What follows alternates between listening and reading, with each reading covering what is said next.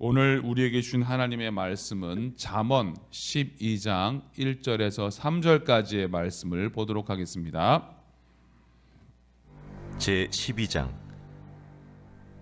훈계를 좋아하는 자는 지식을 좋아하거니와 징계를 싫어하는 자는 짐승과 같으니라. 선인은 여호와께 은총을 받으려니와 악을 꾀하는 자는 정죄하심을 받으리라. 사람이 악으로서 굳게 서지 못하거니와 의인의 뿌리는 움직이지 아니하느니라. 아멘. 오늘 우리에게 주시는 말씀은 1절에 훈계를 좋아하는 자는 지식을 좋아하나니 징계를 싫어하는 자는 짐승과 같다라는 그런 말씀이 있습니다. 훈계를 좋아하는 자의 축복이라는 제목으로 말씀을 전하고자 합니다. 이 죄인에게는 두 가지 특색이 있어요. 하나는 죄인은요 훈계를 싫어한다는 것입니다. 그리고 두 번째, 죄인은요 결국 어떻게 되냐? 멸망한다는 것입니다. 오늘 잠언 12장에는요 이 악인, 이 악을 행하는 자는 결국에는 어떻게 되느냐? 이런 멸망을 당한다, 그런 말씀을 말씀하고 있습니다. 2절에 보면은 악을 꾀하는 자는 정죄하심을 받으리라 이렇게 말하고, 이 정죄라는 것이 뭘까요? 죄가 있는 거잖아요. 그러면 죄로 인해서 어떻게 돼요? 심판을 받는다는 것입니다. 악한 자는 반드시 심판을 받게 됩니다. 이 악이라는 것은요 반드시 무너지는 거예요. 하나님이 다 이게 보고 계시는 거예요. 악이 차면요 무너질 수밖에, 성경에 다 나와 있습니다. 그래서 악인은 굳게 설 수가 없는 것입니다. 왜요? 이 5절에 보면은 악인의 도모는 속임이다, 이 하반절에 나오고 있어요. 이 악인들은 이처럼 간사스러운 속임으로 자기가 일어서라고 하기 때문에 어떻게 일어설 수가 없는 것입니다. 6절 말씀을 보면은 악인의 말은 사람을 엿보아 피를 흘리자 한다고 합니다. 이 피를 흘린다는 건 뭡니까, 여러분? 사람의 생명이나 인격을 존중하지 않는 거예요. 그래서 그것을 파괴하고 손상을 주는 거예요. 이 악한 존재들이 이런 일을 계속 행한다면 이 세상은 이 악인의 소굴이 되는 것입니다. 12절 말씀들 봐도요, 악인은 불의한 이익을 탐한다 그랬습니다. 악인은 의롭지 못한 일을 의로운 일인 것처럼 그렇게 행하는 거예요. 그래서 의롭지 못한 사업에서 얻는 이익을 조금도 부끄럽게 여기지 않는 것입니다. 그래서 이제 그렇잖아요. 드라마를 봐도 이 악인이 형통하는 것처럼 보일 때가 있어요. 그러나 그것은요 일시적인 현상이라는 것입니다. 그들의 결국은 그들이 쳐놓은 그 악의 그물에 걸려 넘어지게 된다는 것입니다. 그들이 쌓은 악의 담은 결국 무너져 내리는 것입니다. 여러분, 여리고 성이요 정말로 대단한 성이었습니다. 근데 하나님이 무너뜨리면 그냥 무너지는 것입니다. 시편 84편에는 두 장막이 나와요. 두 장막. 하나는 주의 장막이 나오고요, 또 하나는 악인의 장막이 나와요. 여기 보면은 주의 집에 거하는 자가 복이 있다 이렇게 말하고 있습니다. 그들의 인생이 혹 눈물 골짜기로 통행할 때에도 그곳으로 많은 샘의 곳이 되게 하며 이른비도 은택을 입혀주신다 이렇게 말하고 있습니다. 저들은 결국 시온에서 하나님 앞에 나타날 것이다 이렇게 말하고 있어요. 즉 그러면서 고백합니다. 시편 84편 10절에 주의 궁정에서의 한 날이 다른 곳에서 첫날보다 나은즉 악인의 장막에 거함보다 내 하나님의 문지기로 있는 것이 좋다 이렇게 말하고 있습니다. 여러분, 악인의 장막이라는 뭐예요? 악한 일로 그의 생애를 살아가는 그 악인들의 인생을 말하는 것입니다. 하나님이 인정하지 않는 존재는요 그 자체가요 허수아비와 같은 존재입니다. 하나님의 입김을 이렇게 하나님의 입김 부르면요 그냥 날아가는 거예요. 악인은 그렇지 않으며 바람에 나는 겨와 같도다. 여러분 가벼운 게 좋은 게 아니에요. 심기지가 않아. 생명력이 없어. 이리저리 해서 그냥 후하다가 어떻게 해요? 그냥 태워져 버리는 것입니다. 그러나 하나님 장막에 거하는 인생은 어떻게? 복이 있는 거예요. 하나님의 장막에 거한다는 건 뭐예요? 하나님의 말씀을 따라 살아가는 인생을 말합니다.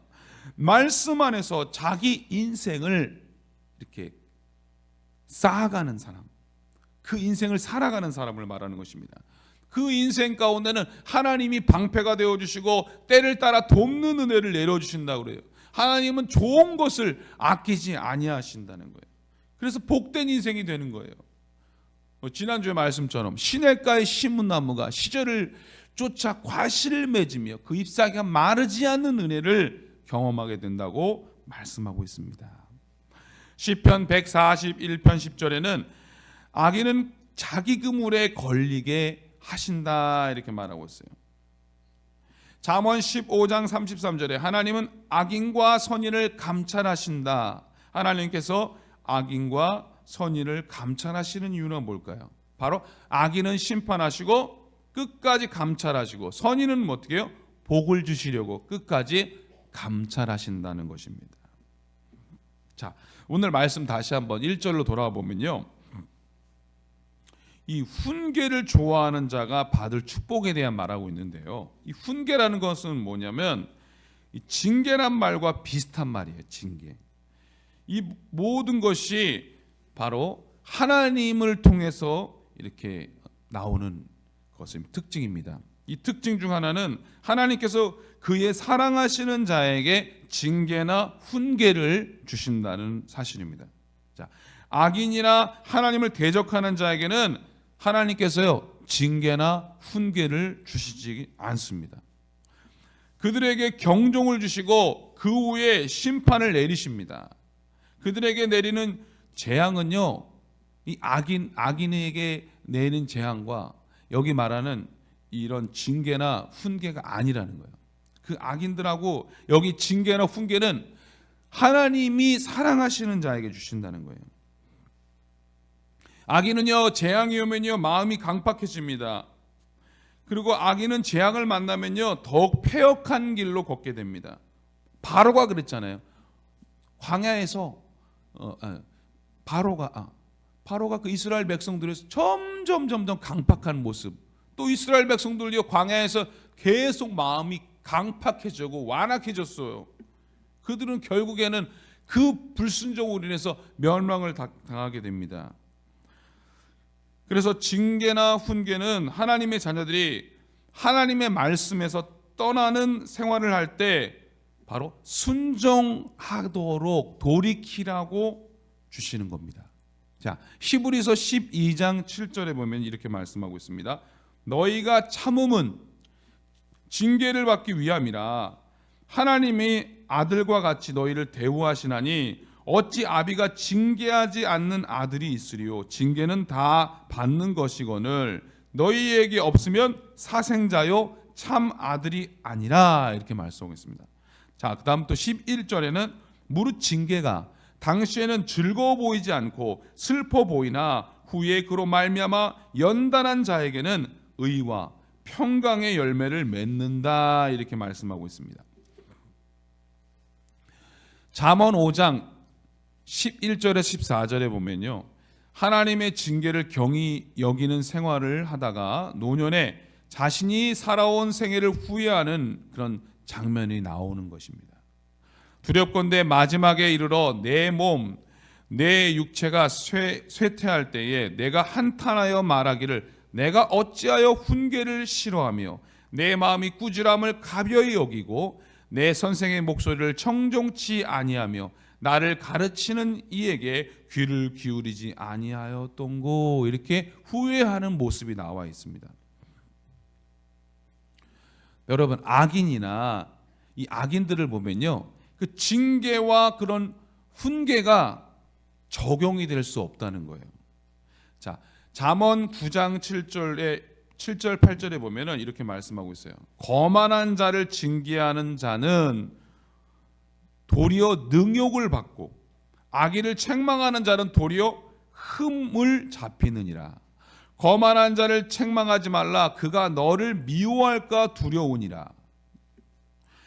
또 또한 반면에 지혜 있는 자에게 교훈을 더하라. 그가 더욱 지혜로워질 것이요 의로운 사람을 가르치라. 그의 학식이 더하리라. 이렇게 말하고 있습니다. 자, 잠언에서는요, 징계라는 이런 단어가 굉장히 많이 사용됩니다. 히브리서로 보면은, 그 히브리어로 보면요, 발음이 그 단어가 무사르라는, 무사르, 이 단어의 뜻은 범죄한 자에 대한 처리를 의미하는 거예요. 범죄한 자의 처리지만 이것은 형벌은 아니에요. 어떤 믿음이 있는 사람들로부터 가끔 들을 수 있는 말이에요. 그릇 행했던 자신의 행실에 대하여 하나님께 이렇게 말하잖아요. 나 한 방 맞았어. 그러면서 깨닫게 되는 거예요. 그렇게 깨달은 게 은혜라는 거예요. 그런데 그렇게 깨닫는 사람은 은혜롭지만 미련한 사람은요, 그걸 몰라요. 두 사람이 같이 신앙생활을 해도요, 미련한 사람과 지혜로운 사람 차이가 있는 거예요. 지혜로운 사람은요, 훈계를 듣거나 징계를 맞을 때 어떻게 할까요, 여러분? 회개하고 돌이키고 또 믿음 생활에 들어가는 거예요. 여러분, 회개가요, 하나님의 복을 받는 정말 너무 귀한 거예요. 나를 돌아보라고 그랬잖아요. 우리가 성소로 들어갈 때 어떻게 해요? 물두멍에서 나를 돌아보는 거예요. 말씀을 왜 봐요, 여러분?